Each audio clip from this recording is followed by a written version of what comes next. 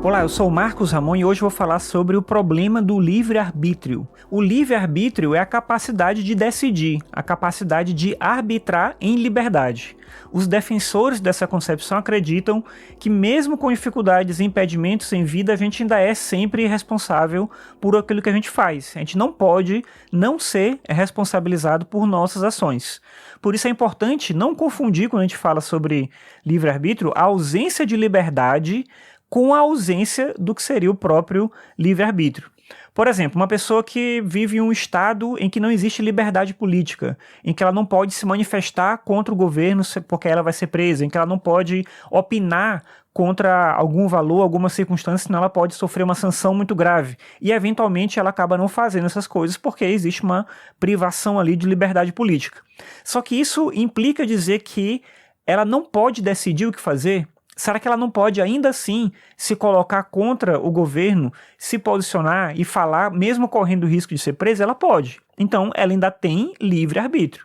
Claro que ela é limitada em alguma medida pelas suas ações, pelas circunstâncias, né, do que a própria sociedade organiza ali. Ela pode deixar de fazer certas coisas porque aquilo gera uma implicação muito grave, mas ainda é ela que deixa de fazer aquilo, mesmo que ela seja, em alguma medida, claro, determinada pelo ambiente social, político. Então, uma coisa é não ter liberdade política, por exemplo, não ter algum tipo de liberdade, e outra coisa é não ter livre-arbítrio. Não ter livre-arbítrio significa não poder decidir. E no final das contas, na maior parte das situações, e as pessoas que acreditam nessa concepção acreditam que em todas as circunstâncias a gente é sempre capaz de decidir, de definir como que a gente quer agir e quando a gente quer agir, em alguma medida a gente pode sempre fazer isso.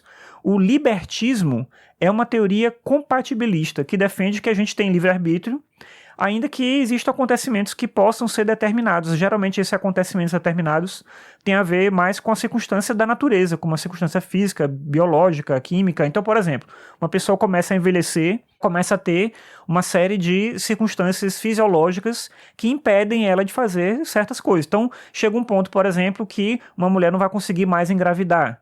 Vai chegar um ponto, por exemplo, em que uma pessoa ela vai ter uma dificuldade de se locomover, ou ela pode ter alguma doença e por conta dessa doença que ela teve, ela deixa de poder fazer isso ou aquilo. Então são circunstâncias fisiológicas que têm a ver com a natureza e não com a decisão da pessoa. Então a liberdade do ponto de vista do livre-arbítrio é a liberdade de vontade, a liberdade de ação, de poder, de querer agir. Claro que a gente tem limitações, mas isso não quer dizer que a gente é totalmente determinado. E aí, nesse sentido, para o libertismo, é impossível imaginar uma situação em que a gente não teria capacidade de decisão. Claro que a gente tem limitações, mas isso é uma outra história. A gente pode dizer também, outro caso que é comum da gente achar que a pessoa não decide, é quando a gente fala assim, a pessoa estava fora de, né, o fulano de tal estava fora de si, ele não estava plenamente consciente, ele não estava capaz de agir, de decidir por ela mesma, essa pessoa não agiu de maneira consciente. Só que, mesmo nisso, para o libertismo, há livre-arbítrio. Por exemplo, imagina uma pessoa que bebeu muito, estava numa festa, bebeu demais, aí ela pega o carro, sai com o carro e causa um acidente. Ela pode até alegar que ela não estava consciente do que ela estava fazendo naquele momento. Mas será que ela pode alegar que ela não pôde fazer escolhas? Ela não pode dizer isso. Pode até ser que, sob o efeito da bebida, ela tenha feito coisas que de outra forma ela não faria. Isso de fato acontece. Só que foi ela quem escolheu beber. Logo existe o livre-arbítrio, mesmo nessa sequência de fatos e ocorrências. Então, a tese do libertismo considera que, nessa circunstância causal, existe liberdade e a gente não pode abdicar dessa liberdade. Um problema que foi colocado durante muito tempo foi a incompatibilidade do livre-arbítrio com a onisciência de Deus. Essa era uma questão ética e metafísica que se discutia durante a Idade Média. E um resumo dessa discussão está no fato de que é o seguinte, imagina que se Deus existe e ele é onisciente, ou seja, se ele sabe tudo, ele sabe o que eu vou fazer agora. Ele sabe o que cada um de nós vai fazer a todo momento. Ele sabe, por exemplo, o que você responderia se eu te perguntasse alguma coisa. E isso não seria, de alguma maneira, se a gente for pensar assim, uma prova contrária ao livre-arbítrio? Se Deus sabe tudo, inclusive o que eu vou fazer, será então que eu não sou determinado? Será que a gente não tem um destino traçado, escolhido?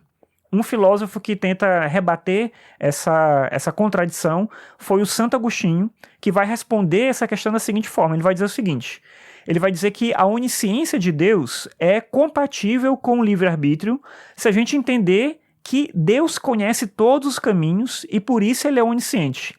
Só que somos nós quem vamos escolher o caminho que a gente vai seguir.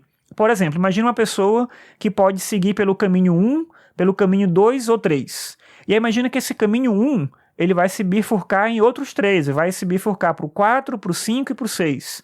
E aí, nesse caminho 2 lá que ele tinha, se ele fosse pelo 2, ele podia também ir para outras possibilidades. Ele podia dali ir para um caminho que a gente vai chamar de 7, outro que a gente vai chamar de 8, enfim. Teriam bifurcações ali, várias possibilidades, várias ramificações que a pessoa podia seguir. Deus, na visão de Santo Agostinho, é onisciente porque ele conhece todos esses caminhos. Ele conhece todas as ramificações.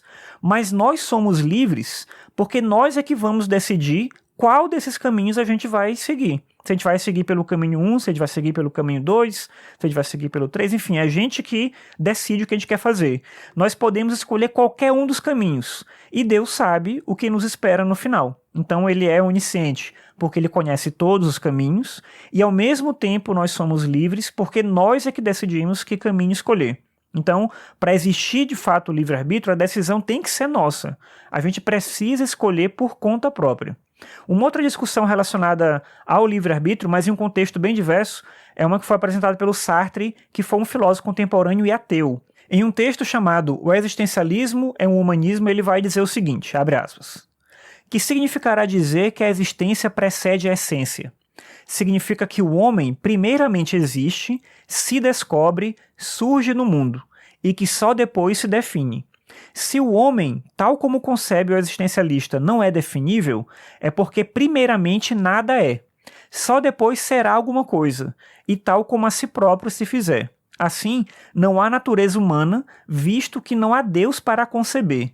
Não apenas é o homem o que ele se concebe que é, ele é também apenas o que quiser ser depois de lançado na existência. O homem não é mais o que faz de si mesmo. Tal é o primeiro princípio do existencialismo. Fecha aspas. Então, nesse texto, o Sartre está discutindo os elementos da teoria dele, que é a teoria chamada de existencialismo, uma doutrina filosófica chamada de existencialismo, e essa doutrina coloca esse elemento que diz que a existência precede a essência. A ideia de que a existência precede a essência significa, como você ouviu na citação, que a gente não está determinado por nada anterior ao momento em que a gente passa a existir. A gente não era nada, a gente não existia, logo a gente não tinha essência, e aí a gente passa a existir. E a partir desse momento, só a partir desse momento, a nossa existência vai ser constituída. Então o ser humano, na perspectiva de Sartre, ele é um ser social. E é importante pontuar também que, na perspectiva desse autor, a não existência de Deus não implica em uma inexistência da ética. Porque, olha só, a gente quer viver bem, a gente precisa viver bem, cada um consigo mesmo e todo mundo em conjunto, em sociedade. A gente quer isso. E se a gente quer isso, é extremamente necessário que a gente faça uma reflexão sobre a ética, sobre o comportamento humano. Então, diante da pergunta que é feita pelo Dostoiévski, um livro que chama Os Irmãos Karamazov, nesse livro, um personagem pergunta o seguinte: se Deus não existisse, tudo seria permitido? Ele não usa, eu acho, essas palavras, mas, em resumo, essa é a discussão, né? Se Deus não existe, tudo é permitido, a gente pode fazer qualquer coisa? E a resposta que o Sartre vai dar é uma resposta negativa. Não, mesmo que Deus não exista, a gente não pode fazer qualquer coisa, a gente não pode abdicar de decidir o que fazer. A gente não pode abdicar de escolher o que fazer, justamente porque nós somos aquilo que nós escolhemos ser. Então a gente não pode ser de outro jeito, a gente não pode viver de outra forma, então a gente precisa viver em conjunto, a gente precisa viver bem, e a responsabilidade humana é tentar entender qual é a melhor forma de fazer isso. Logo, a ética é extremamente necessária, independentemente de qualquer outra coisa, mesmo se a existência preceder a essência. Obrigado por você me acompanhar em mais esse vídeo. Se você tem qualquer questão, você pode deixar nos comentários. E é isso, eu vou voltar para as discussões em relação à ética nos próximos vídeos. E aguardo você. Até mais. Tchau.